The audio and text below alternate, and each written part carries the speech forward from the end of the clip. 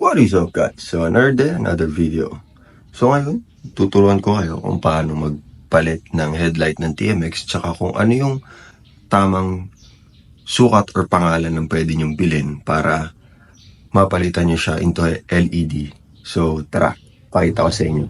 So ayan, ang mga kailangan nyo lang naman dito is yung Phillips screwdriver tsaka long nose.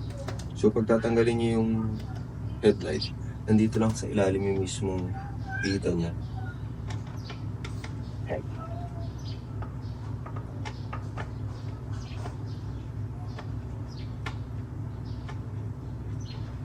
Dito nyo lang siya pipilitin. Ayan. Sa bila.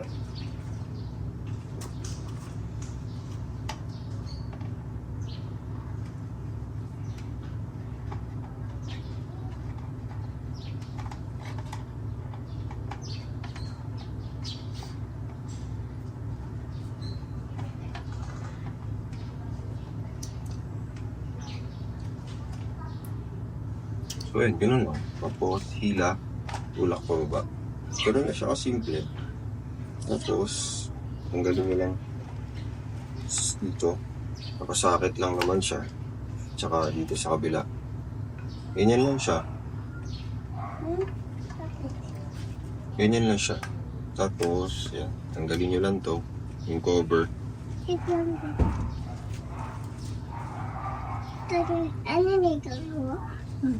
Tapos, may spring siya dito. Hilahin nyo lang yung spring. Ayan. Para bumitaw. Ganun lang. So, ayan na siya. So, ayan, natanggal ko na.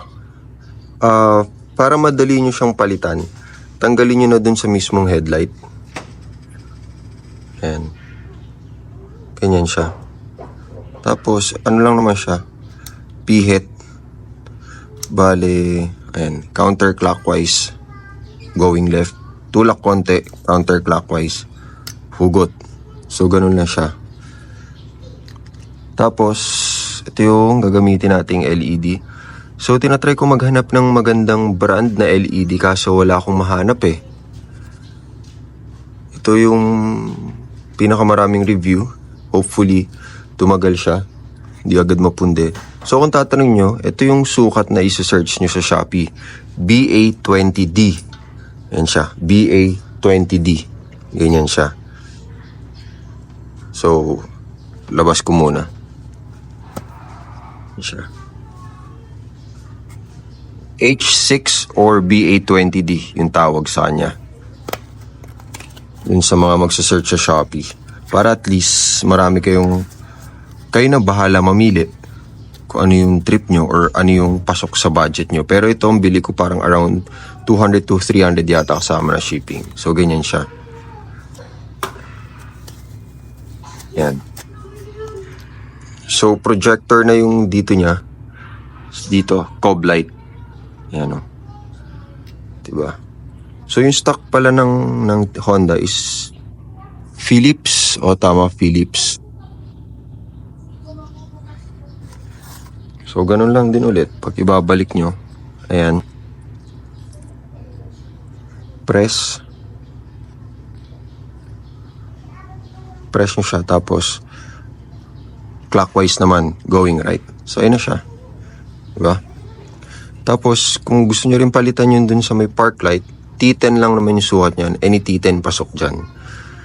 So, yan. Habang nakabaklas na, dilinisin nyo na rin syempre. Lalo't ganyan, madumi na, diba? Yan, punasan nyo na. Ganyan lang siya. So yan, same lang naman pagbabalik nyo. Makikita nyo may tanda dyan. May butas. Dahil doon nakapasok tong part na to. Kaya hindi kayo malilito. Ganun lang. Again. Pasok nyo doon. Tapos ibaba nyo. Then yung mismong spring. Wait lang ko natin long nose. Hilahin nyo lang.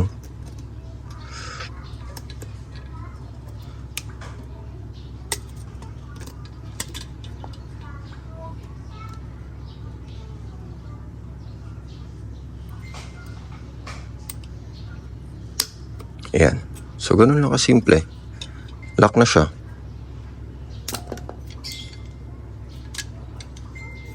Nakalock na yun. Then, balik nyo na yung park light. Yung T10. So, yan. Diba? LED na both. So, install lang ulit natin siya. So, yan. Ganun lang ulit pag ibabalik nyo. Press mo.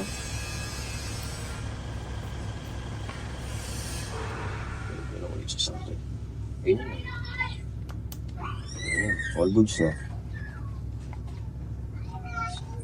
Tapos, kakabit mo. Una muna yung taas. Itulak lang ulit. Ganun lang siya. So, test lang muna ulit natin. Ayan. LED na yung park light. And alam ko naglolo ko na tong switch ko eh. Ayaw gumana sa low. So, ito yung high. Ayan. High. So, try kong buksan. Baka makaputo lang sa loob. Pero pag hindi, palitan na natin ng brand new na Honda na switch. Ayan. Ganyan lang siya. High.